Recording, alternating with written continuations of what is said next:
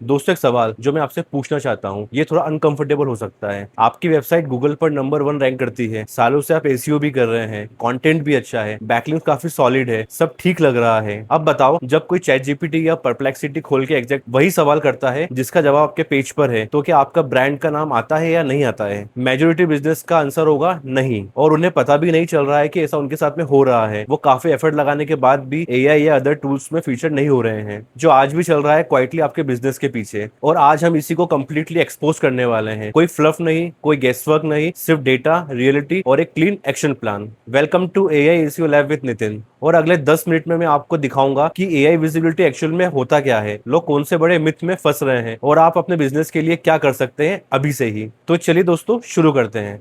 आज हम बात करेंगे old ACO versus new ACO की। पिछले 25 सालों तक गूगल सर्च का एक सिंपल मॉडल था। कोई कुछ भी टाइप करता था, गूगल पर आपकी ब्लू लिंक्स दिखती थी, आप उसको ऑप्टिमाइज करते थे फर्स्ट और सेकंड रैंकिंग में आने के लिए, और फिर आपकी साइट के ऊपर ट्रैफिक आता था। That's all. यही दोस्तों पुराना एसीओ था। लेकिन ये मॉडल आज के टाइम में कंप्लीट चेंज हो चुका है। तो चलिए देखते हैं कि क्या चेंजेस आए हैं। गूगल एआई ओवरव्यू के अभी 2 बिलियन मंथली यूजर हैं। टेक क्रंच 2026 की रिपोर्ट्स के अकॉर्डिंग यहाँ पर एआई जनरेटेड आंसर समराइज होते हैं, ऑर्गेनिक रिजल्ट्स के ऊपर दिखते हैं, और कोई भी यूजर उस क्यूरी के आगे स्क्रॉल ही नहीं करता है। आरएफ दिसंबर 2025 की स्टडी के अकॉर्डिंग एआई ओवरव्यू की वजह से नंबर 1 रैंक करने वाले पेजेस का ऑर्गेनिक सीटीआर 58% तक गिर जाता है। एक बार सोचिए, आप फर्स्ट रैंक करते थे और आधे से ज्यादा क्लिक्स आपकी वेबसाइट के ऊपर चले जाते थे। स्पार्क टोरो 2024 के अकॉर्डिंग अमेरिका में 58.5% गूगल सर्चेस बिना किसी क्लिक के खत्म हो जाती है, मतलब कि 0 क्लिक्स। यूजर वहां पहुंच तो जाता है बट कहीं पे क्लिक या कोई एक्शन परफॉर्म नहीं करता है। अब यहाँ वो बात आती है जो ज्यादातर एसीओस मिस कर देते हैं। सिर्फ गूगल एआई ओवरव्यू नहीं,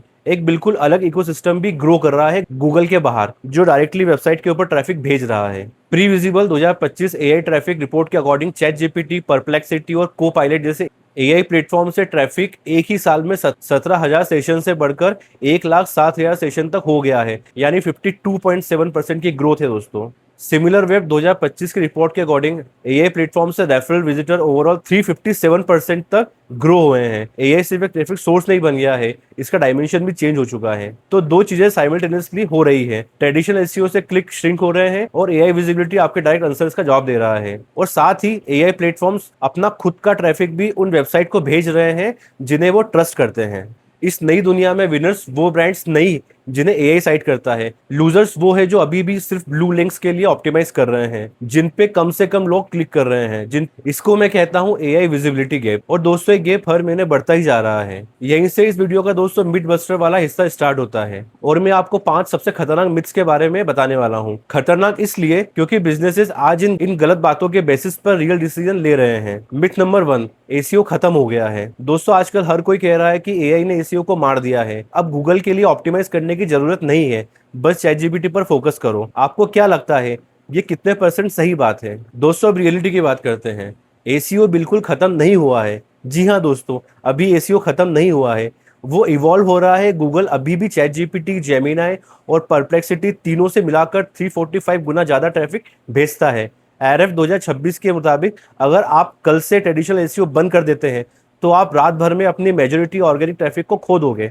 जी हाँ दोस्तों, ये बिल्कुल सच बात है। आपको दोनों करना चाहिए, ट्रेडिशनल एसईओ और जिसे हम अभी जीओ कहते हैं, यानी जनरेटिव इंजन ऑप्टिमाइजेशन। ये आपके दोस्त की तरह वर्क करेगा दोस्तों। और दोस्तों यहाँ पर एक डेटा पॉइंट है जो एसईओ इज डेट वाली गैंग बिल्कुल इग्नोर करती है। जिस वेबसाइट की ऑर्गेनिक ट्रैफिक स्ट्रांग है वो एआई ओवरव्यू और परप्लेक्सिटी में भी ज्यादा साइट होती है।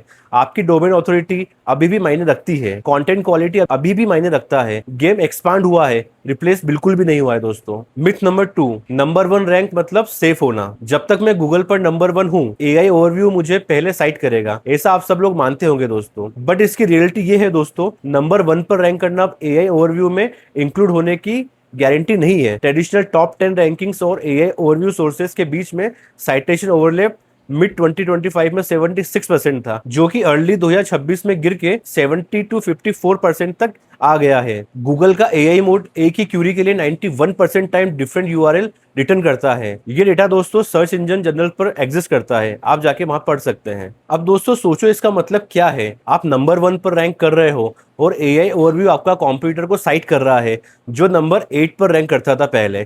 क्यों? क्योंकि उसका ऑथोरिटीनेस, एक्सटर्नल मेंशन ज्यादा है, क्योंकि उसका आंसर डायरेक्टली यूजर के साथ में कनेक्ट हो रहा है। रैंक 1 का मतलब पहले था विजिबिलिटी, 2026 में रैंक 1 का मतलब है शायद आप उन यूजर को विजिबल हो जाओ जो एआई आंसर के नीचे इंस्टॉल करते हैं। अब बात करते हैं मिथ नंबर 3 की। कीवर्ड भरो, एआई तुम्हें रिकमेंड करेगा। दोस्तों सबसे बड़ा मिथ ये है कीवर्ड्स और ऑप्टिमाइज कंटेंट दो और वो तुम्हें रिकमेंड करेगा। दोस्तों इसकी रियलिटी काफी डिफरेंट है। AI language models keyword matching algorithm की तरह नहीं काम करता।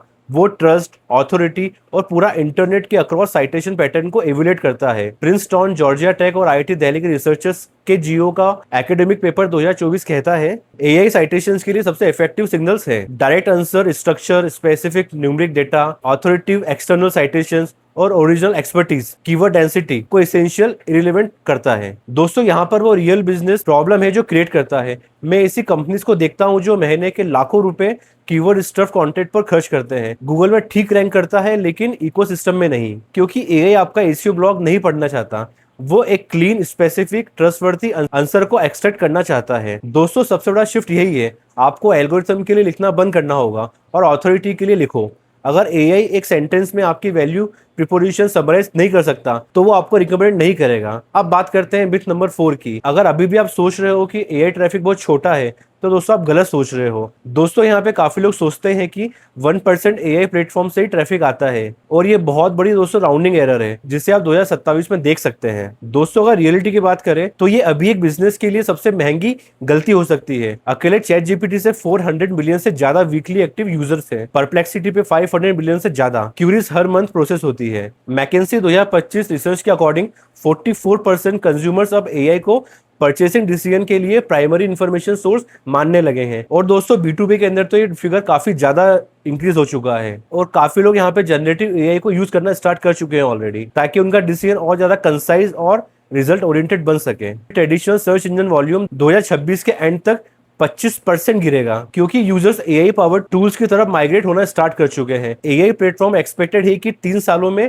ट्रेडिशनल सर्च से ज्यादा वेबसाइट विजिट्स को ड्राइव करेंगे। 2004 में किसी ने कहा था कि मोबाइल इंटरनेट यूजर्स मेरे ट्रैफिक का सिर्फ 2% ही है, बाद में देखेंगे।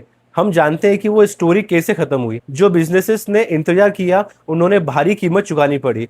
जिन्होंने पहले मूव किया वो आज मार्केट को डोमिनेट कर रहे हैं। अभी 47% ब्रांड के पास कोई जीओ स्ट्रेटेजी नहीं है।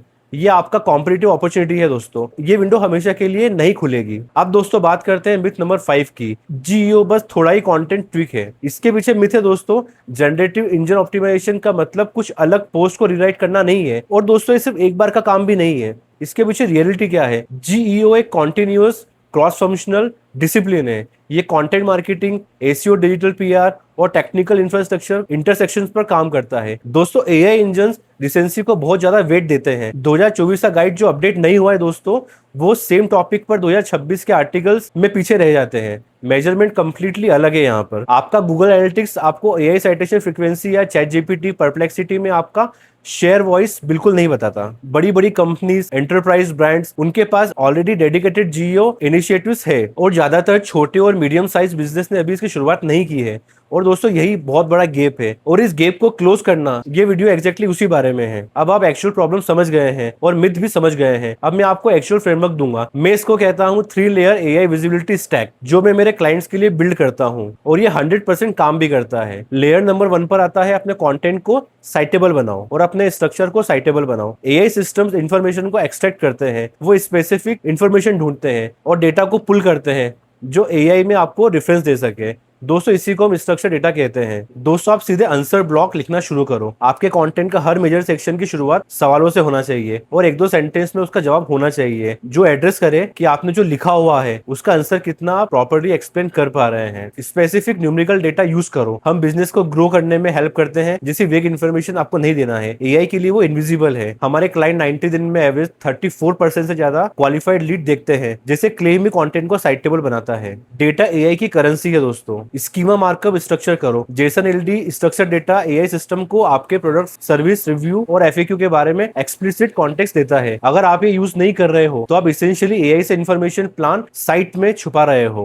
कंटेंट को फ्रेश रखो। एक visible last update time stamp लगाओ। हर क्वार्टर अपना कॉर्नर स्टेट कंटेंट नए डेटा के साथ रिफ्रेश करो। एआई इंजन सोर्सेस सिलेक्ट करते वक्त रिसेंसी को बहुत वेट देता है। अब दोस्तों हम लेयर 2 की बात करते हैं। लेयर 2 में आता है अपने ऑफ साइट सिग्नल्स को ऑथोरिटी बनाओ। ये वो लेयर है जो ज्यादातर लोग कंप्लीटली मिस करते हैं। एआई सिस्टम सिर्फ आपकी वेबसाइट नहीं पढ़ते, वो पूरे इंटरनेट पर आपकी रेपुटेशन को एवेल्युएट भी करते हैं। एरएफ 2026 के 1 बिलियन डेटा पॉइंट्स एनालिसिस के according YouTube mentions AI visibility का सबसे स्ट्रॉन्ग प्रेडिक्टर है, डोमेन रेटिंग, बैकलिंक्स या किसी भी ट्रेडिशनल एसईओ मैट्रिक्स से ज्यादा। ऑथोरिटेटिव प्रेडिक्शंस में आपको मेंशन होना चाहिए, जिसमें डिजिटल पीआर अब एक ऐसी विजिबिलिटी स्ट्रेटेजी है। हर बार जब कोई ट्रस्टेड पब्लिकेशन आपके ब्रांड को मेंशन करता है तो एआई साइटेशन आपको क्रेडिबिलिटी का स्कोर बढ़ा देता है। सेकंड लेयर में थर्ड पार्टी रिव्यूज और साइटेशंस को इनकरेज करो। एआई मॉडल्स वेब के ट्रस्ट सिग्नल से सीखते हैं। जो brand consistently multiple independent sources में मेंशन है उसे रिकमेंड किया जाता है। Original research and proprietary data build करो। अगर आप कुछ ऐसा पब्लिश करते हैं जो किसी और के पास नहीं है तो ये एक बेंचमार्क स्टडी होता है, एक यूनिक डेटा सेट जो आपके एक्सपीरियंस का फ्रेमवर्क होगा। तो एआई के पास आपको साइट करने के रीजन डजन्स में होंगे अल्टरनेटिव के बजाय। ओरिजिनल रिसर्च सबसे हाई लेवरेज कंटेंट इन्वेस्टमेंट है दोस्तों, आप अभी से शुरू कर सकते हैं। और अपनी खुद की आप एआई विजिबिलिटी को ट्रैक कीजिए। आप खुद को दोस्तों मेजरेबल बनाओ, एआई विजिबिलिटी को ट्रैक करो। जिस चीज को आप मेजर नहीं करते उसे मैनेज नहीं कर सकते। और अभी ज्यादातर बिजनेस को बिल्कुल नहीं पता कि वो एआई जनरेटेड आंसर में कितनी बार अपीयर होते हैं। दोस्तों यहाँ पे आपको एआई साइटेशन फ्रीक्वेंसी का ध्यान रखना पड़ेगा। आपका ब्रांड कितनी बार अपीयर होता है जब लोग एआई टूल में आपकी कैटेगरी के बारे में पूछते हैं। सेकंड है एआई शेयर ऑफ वॉइस। यहाँ पर चैट जीपीटी, परप्लेक्सिटी और गूगल एआई ओवरव्यू में आपके ब्रांड मेंशन वर्सेस कॉम्पिटिटर, ये आपको देखना पड़ेगा। मैट्रिक्स 3 में आता है एआई रेफरल ट्रैफिक। GA4 में आप अलग ट्रैकिंग सेटअप करो for chat GPT, perplexity and Copilot जैसे एआई प्लेटफॉर्म्स के आंसर्स के लिए, ताकि आप वहां के सेशंस को रिकॉर्ड कर सके। ये ट्रैफिक दोस्तों एग्जिस्ट करता है बट आप उसको मेजर नहीं कर पा रहे हो। ये काम आप हर महीने करो। Chat GPT, perplexity